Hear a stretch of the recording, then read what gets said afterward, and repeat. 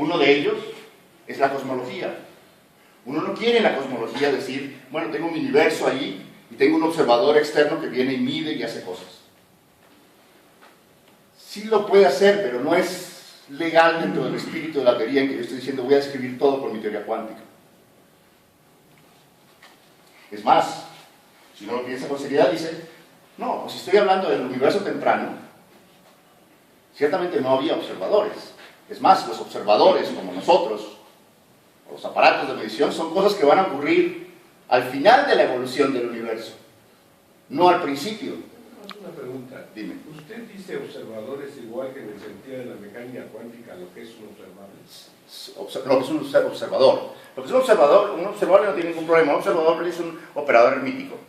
Entonces, un observador es alguien que viene y hace que un observador, entonces, cuidado, distinguimos entre observador y observable. Un observador es alguien que viene y cuando interviene en el sistema, hace que el sistema se salte a uno de los autoestados de ese observable. Es un proceso dinámico que cambia el estado del sistema. Y eso se logra por la acción del observador que viene e interactúa con el sistema. Claro. Entonces lo que quiero salir en mis teorías es de ese observable, no de los observables, no de los operadores hermíticos. Eso sigue estando en la teoría. Son... ¿Ok? Bueno, entonces vamos a hablar de estas dos cosas. El otro lugar donde esto ocurre, donde hay varios lugares donde esto ocurre, el otro del que voy a hablar un poquito, es en los agujeros negros y el famoso problema de la paradoja de la información. Entonces voy a explicar un poquito qué son estos dos problemas. ¿Ok? A ver, vamos a ver. Muy bien. Entonces déjenme recordarles otra vez que un campo cuántico, un campo como el campo eléctrico, se describe también según la mecánica cuántica. Un campo cuántico escalar, que es uno que va a jugar un papel muy importante en la descripción del universo, se puede describir eventualmente como una colección de osciladores armónicos. Cada uno de los modos del campo. ¿Qué es un modo del campo? El campo lo puedo descomponer en modos, cada uno de los modos representando una onda en el espacio, con una longitud de onda y una dirección particular, ¿verdad? 3 números, un vector de onda, digamos. Y para cada uno de esos modos, cada una de esas oscilaciones, se comporta, tiene la dinámica de un oscilador armónico. Y entonces mi campo cuántico es en realidad una colección muy grande, infinita en particular, de osciladores armónicos. Esa es la dinámica de lo que estoy hablando. ¿Okay?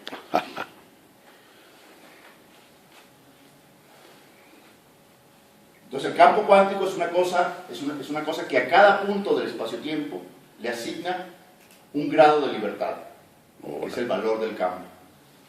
Y esos grados de libertad se cuantizan y ahora, al cuantizarlos, tengo esta cosa que se describe en términos de un oscilador armónico, de una colección enorme de osciladores armónicos. Si fuera el campo electromagnético, otra vez, un fotón de energía definida sería la excitación de uno de estos osciladores. El vacío corresponde al estado en que todos los osciladores están en nivel de mínima energía. Es el vacío cuántico. Y una propiedad que tiene, una simetría que tiene, es ser homogéneo y isotrópico. Sí. Es exactamente igual el vacío aquí, que aquí, que aquí. Además, yo agarro la función de onda, la desplazo y me queda la misma función de onda. Agarro la función de onda, la roto y me queda la misma función de onda. Si eso describe mi universo en algún momento, ese universo es homogéneo y isotrópico. Órale. Bueno, y entonces acá nos encontramos con nuestro actual entendimiento de la evolución del universo. Lo voy a hacer de atrás para adelante y de adelante para atrás. Bueno, este es el universo actual con una edad de 13.700 millones de años. Y acá hay un satélite que nosotros lanzamos desde algún planeta de alguna de estas galaxias, que es el que toma todos estos datos. Bueno, lo importante es que entonces el universo está poblado de galaxias.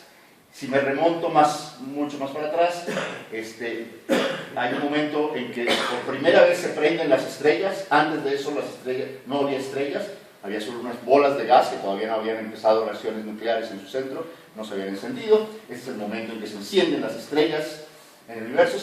Y cuando me voy remontando más y más para atrás, el universo se va haciendo más y más homogéneo. Acá es altamente inhomogéneo, acá hay una galaxia y acá no hay nada. Acá hay otra galaxia y por acá hay dos. Acá se va volviendo cada vez más homogéneo. De hecho, la región más lejana que podemos ver hoy en día es lo que se llama la radiación cósmica de fondo. Entonces, así como este es el momento en que en el universo se forman las estrellas, este es el momento en el universo en que se forman los átomos. Antes de ese momento, el universo estaba lleno de un plasma, de electrones, núcleos atómicos, fotones, neutrinos, etc. No había átomos. La luz no se podía propagar porque los fotones interactuaban con uno u otro de las partículas cargadas, entonces por lo tanto tenían un camino de vida media muy corto. En realidad entonces no se propagaban. Eventualmente el universo se enfría lo suficiente para que los electrones caigan dentro de los potenciales de los núcleos, se formen átomos, predominantemente átomos de hidrógeno y de helio. En ese momento, la interacción entre los fotones y los átomos baja, porque el átomo es básicamente neutro, entonces la interacción electromagnética baja dramáticamente, y los fotones se pueden propagar. Esos electrones se propagan en todas direcciones, en un plasma, y hoy los detectamos como en la forma de microondas, microondas conocidas como la radiación cósmica de fondo. Todo el mundo ha oído hablar de la radiación cósmica de fondo. De Penzias y Wilson. De Penzias y Wilson, premio Nobel, descubrimiento en 1965, premio Nobel varios años después, etcétera, etcétera. Bueno, es la reliquia más antigua que tenemos observable, directamente observable del universo, esa radiación cósmica. Según nuestro entendimiento, cuando nos vamos más atrás, hubo una época del universo en que el universo se expandió. Bueno, como ustedes todos saben, el universo se está expandiendo, pero esta época, una época muy temprana, en que la expansión fue violenta. Fue una expansión, no como la que... Fue una expansión violenta y acelerada. El universo se expandía de manera exponencial, y eso hizo que el universo se volviera básicamente totalmente homogéneo y isotrópico, salvo cositas que voy a despreciar porque son tan chiquitas que luego, hablando de órdenes de magnitud, vamos a ver que son totalmente especiales. Entonces, para aclararnos nuestro tratamiento, el universo entonces en esta época es totalmente homogéneo e isotrópico, producto de la inflación. La geometría del espacio-tiempo es homogénea e isotrópica. Homogénea, otra vez, quiere decir es igual en todos lados. Isotrópica quiere decir es igual en todas direcciones. Y el estado de la materia, escrito por este campo inflacionario, es homogéneo e isotrópico. Es el vacío, entonces. Es el vacío, es homogéneo e isotrópico. Órale.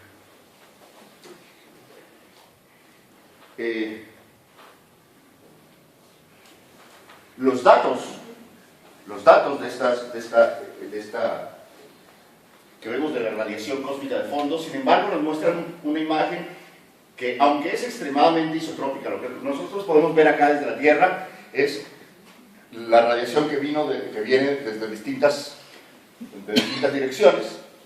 Este es un mapa de la temperatura de esa radiación, donde lo único que estamos viendo es esa radiación tiene aproximadamente 2.7 grados Kelvin, y hay variaciones de una parte en 10 a la menos 5, o sea, una parte en 100.000, que son las que vemos acá. Entonces, esto es un punto que era una parte en 100.000 más fría. De los 3 grados Kelvin más fría, y este era un punto que era una parte en 100.000 más caliente.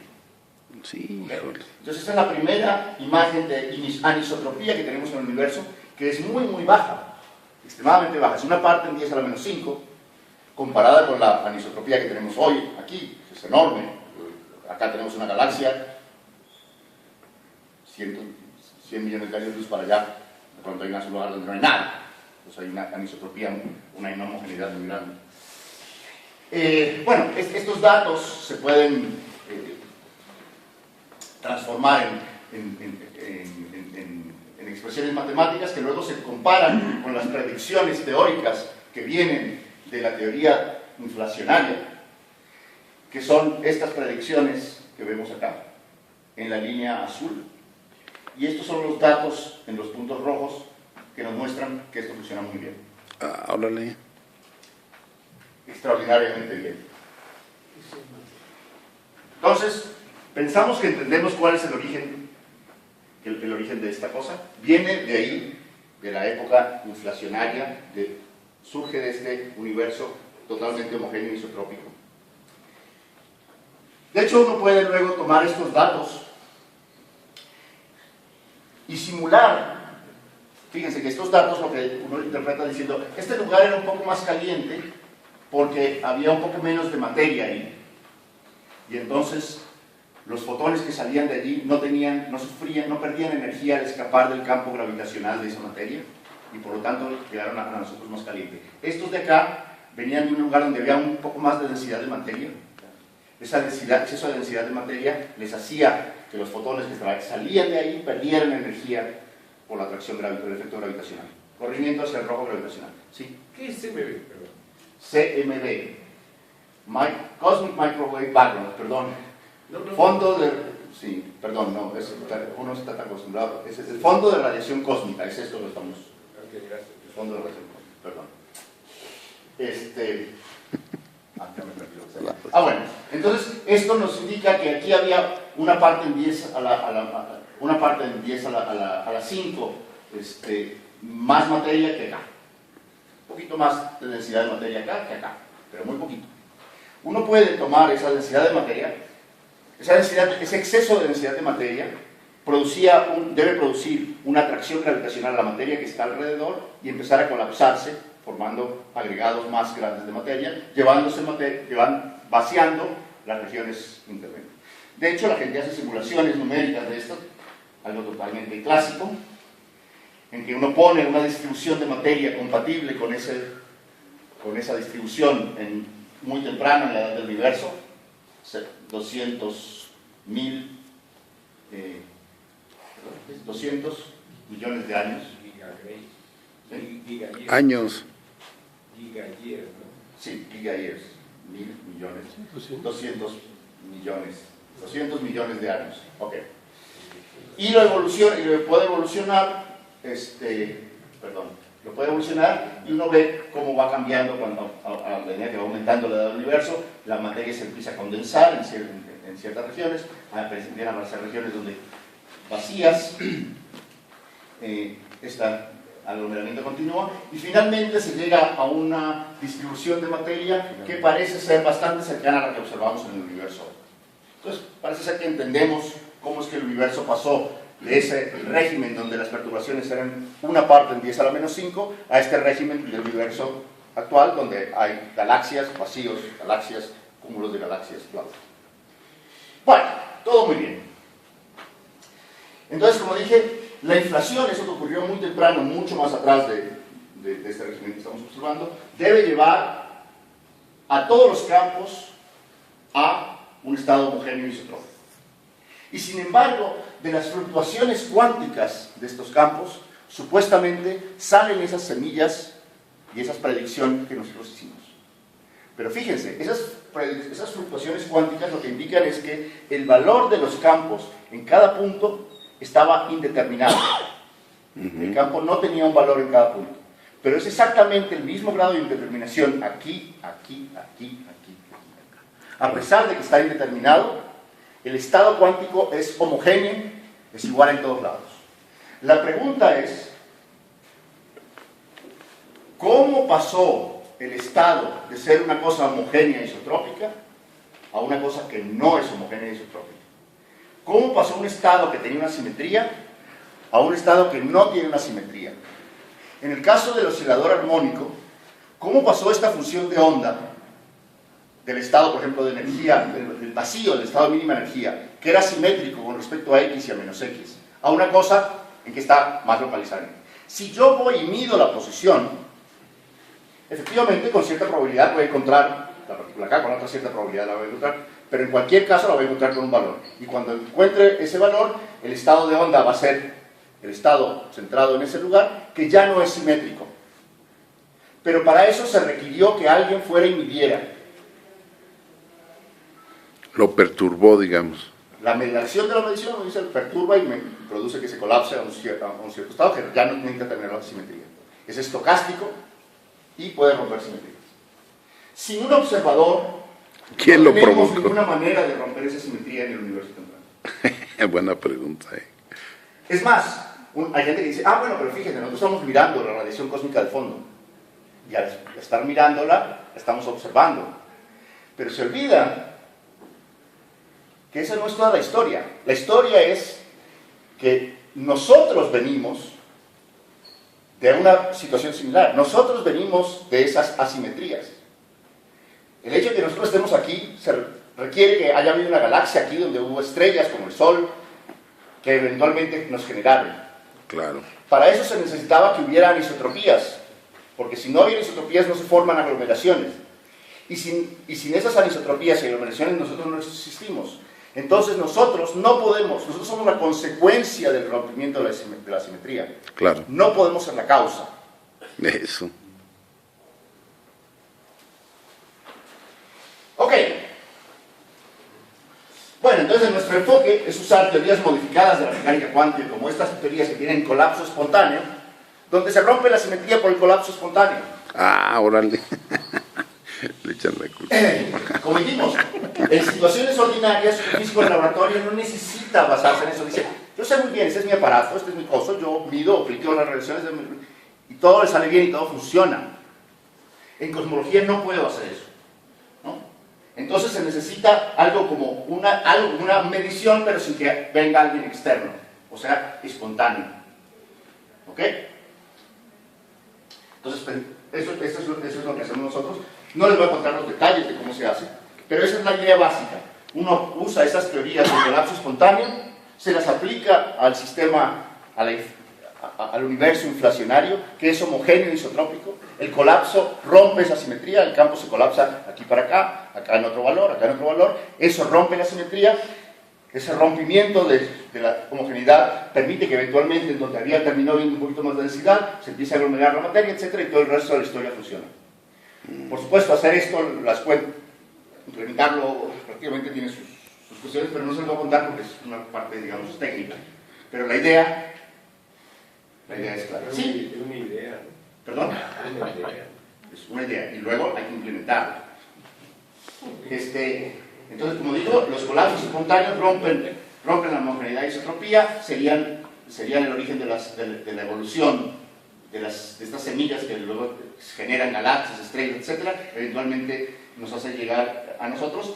Y es altamente natural, debo enfatizar, lograr que la teoría realmente reproduzca las predicciones observacionales con la precisión que se necesita. Claro. Entonces no es trivial hacer que eso pase. De hecho, el pedir que la teoría funcione nos empieza a poner limitaciones de cómo debe ser la teoría de colapso. Necesita hacer adecuaciones de la teoría de colapso para que la teoría funcione. No cualquier teoría de colapso funciona. Ok, nuevo tema.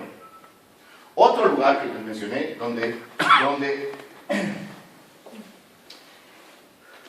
es relevante la mecánica cuántica y donde nos enfrentamos a unas situaciones donde no queremos depender de observadores. Es el tema de los agujeros negros.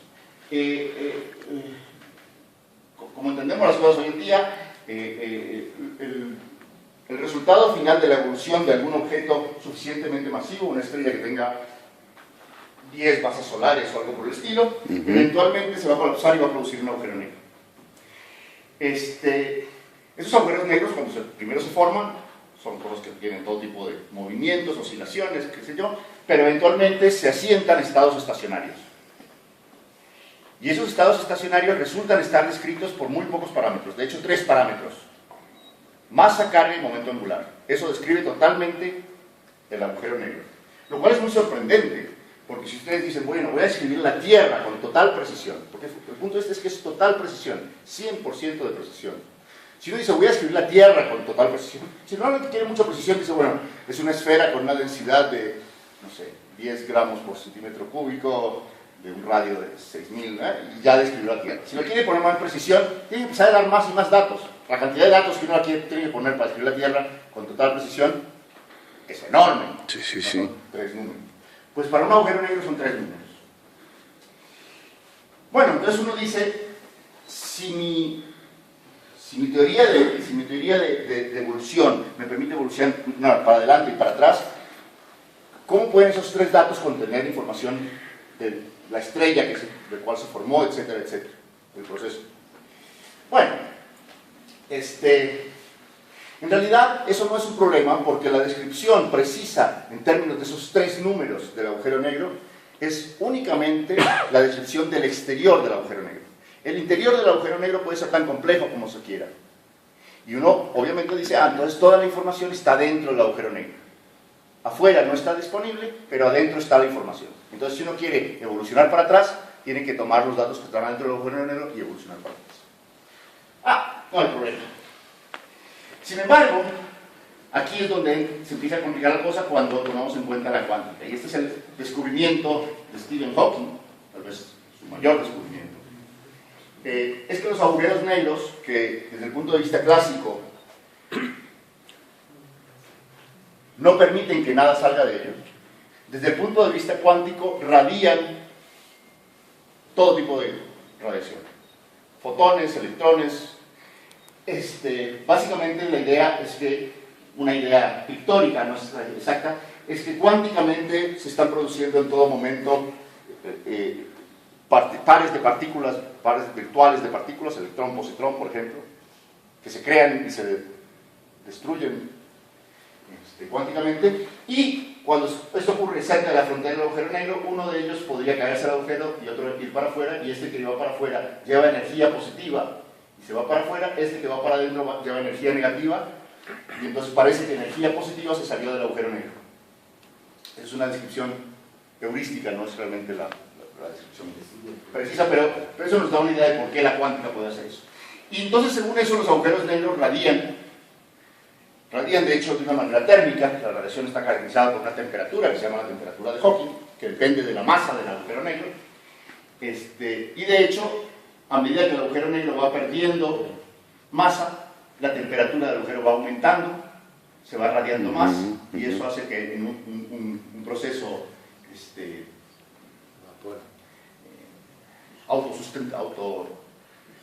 acelerado, el agujero negro eventualmente se evapora. Sí. La mitad de las partículas que caen son antimateria y la otra mitad son materia. Y entonces, bueno, si fuera materia y antimateria irradia pero podría caer y antimateria al mismo tiempo. Perdón, puede radiar electrones y positrones, pueden radiar materia y antimateria. Lo importante sí es, sin embargo, que las que van para afuera llevan energía positiva, las que van para adentro llevan energía negativa. Eso sí es importante para conservación. Pero si es un electrón, pues como está en un universo de materia, no pasa, se diluye el otro. Pero el otro estaría manifestando radiación. El otro si es un positrón, eventualmente si se choca con un electrón que estaba afuera, va a producir un aniquilamiento, pero la energía se va a conservar ahí afuera. Pero daría una radiación de 511 electrófonos. Por supuesto. MEPS. Sí, por supuesto. No lo hemos visto. No lo hemos visto. En particular porque por el tamaño. Son tan grandes que su temperatura es tan pequeña que la probabilidad de que ellos emitan positrones es extremadamente baja. Por el tamaño. Eventualmente, si un agujero negro, encontramos un agujero negro suficientemente chiquito que tuviera una temperatura suficientemente alta para emitir partículas de 0.5 MeV, entonces, si la temperatura llegara a 1 MeV, entonces había esa radiación. Esos agujeros negros nadie los ha visto. Los que tenemos por ahora son muy grandes. Los que sabemos que existen tienen masas solares y temperaturas de una fracción de Kelvin. Entonces la probabilidad de que una cosa con una temperatura de una fracción de Kelvin emita un positrón es muy, muy baja. Estamos a 2.7, ¿no? A 2.7. No, bueno, esta es la radiación cósmica de fondo. De todo. El agujero negro tiene su propia temperatura, que para los que tenemos es de hecho muy inferior a 2.7. Sí, es muy inferior. Para los agujeros negros masivos, no se puede. La masa de 5 soles o peor para el superagujero negro en el centro de la galaxia.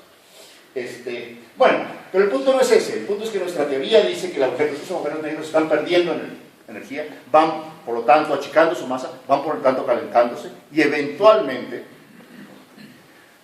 van a radiar toda su masa, o casi toda su masa, en esta forma de radiación de Hawking descrita térmicamente. Y entonces tenemos esta imagen acá. Teníamos la materia que se colapsó y formó el agujero negro. Este es el horizonte de eventos. Adentro hay una singularidad y hay una radiación de Hawking que eventualmente hace desaparecer el agujero negro. La única posibilidad razonable la única posibilidad una posibilidad razonable es que eventualmente cuando la masa del agujero negro se hace del orden de la masa de Planck, que es 10 a la menos 5 gramos, esa cosa se detenga por efectos cuánticos y quede un remanente muy chiquito. Salvo eso, el agujero negro se evapora. Se evapora y toda la energía se va en forma de radiación que está totalmente descrita por el parámetro temperatura y entonces no contiene ninguna información. Entonces la pregunta es ¿qué pasó con la información ahora? Hay muchos intentos, por supuesto, hay mucha gente tratando de encontrar maneras de que no se pierda información. Todos estos que han existido, todos los que existen hasta ahora, crean muchos problemas. No son satisfactorios, y luego les cuento algunos de ellos, pero ninguno es satisfactorio. Entonces sigue siendo un problema abierto el problema de la calidad de información. El punto es que estas teorías de colapso espontáneo se pierde información. Cuando tengo la función de onda extendida sobre todo lado y es multiplicada por una gaussiana ya, toda la información acerca de la función de onda de este lado se perdió. Esa es una pérdida de información que ocurre en todos los procesos. Para un electrón ocurre una vez en la edad del universo. Para la silla, rápidamente hace que la silla se localice acá. Y en todo proceso cuántico, en todo proceso fundamental, se está perdiendo información por estos colapsos. Entonces, lo que nosotros hacemos es tomar en cuenta el colapso de la fusión de onda. En particular, el que debe estar ocurriendo adentro del agujero negro.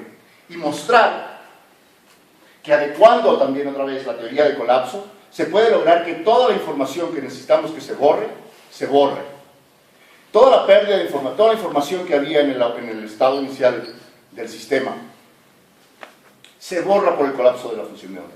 Para que las cosas funcionen, de hecho necesitamos suponer que la tasa de colapso ahora no es una constante de la naturaleza, sino que depende de la curvatura, porque necesitamos que adentro del agujero negro, en el tiempo finito que le toma al agujero negro evaporarse, se borre toda la información.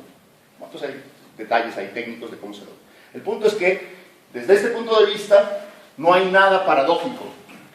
Se pierde información en la evaporación de agujeros negros de la misma manera que se pierde información en todo proceso cuántico. No, really. No es una característica de los agujeros negros.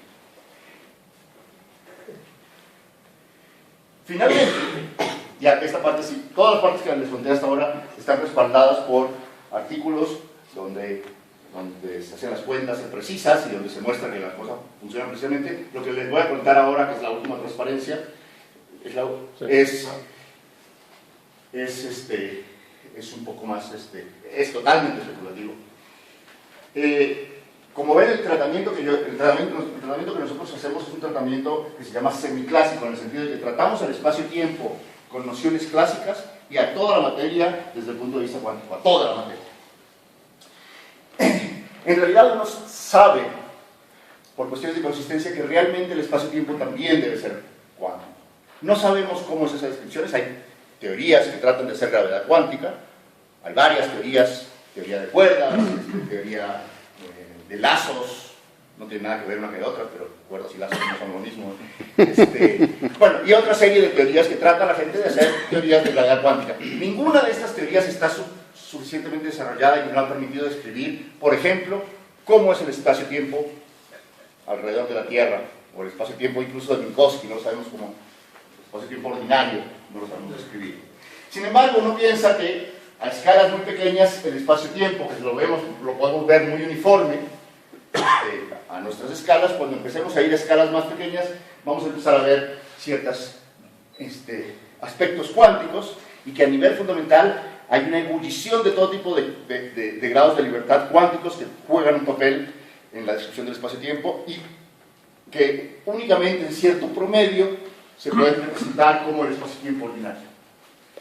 Entre estos procesos, uno visualiza todo tipo de cosas, no los podemos calcular porque no tenemos lotería, pero es natural visualizar que se formen agujeros de gusano microscópicos, agujeros negros microscópicos, todo tipo de cosas. Y es natural pensar que si en los agujeros negros se pierde información, esos agujeros negros microscópicos pierdan información. Eso podría estar detrás de lo que en nuestras teorías de colapso se representa por ese mecanismo de colapso de la fusión de órganos.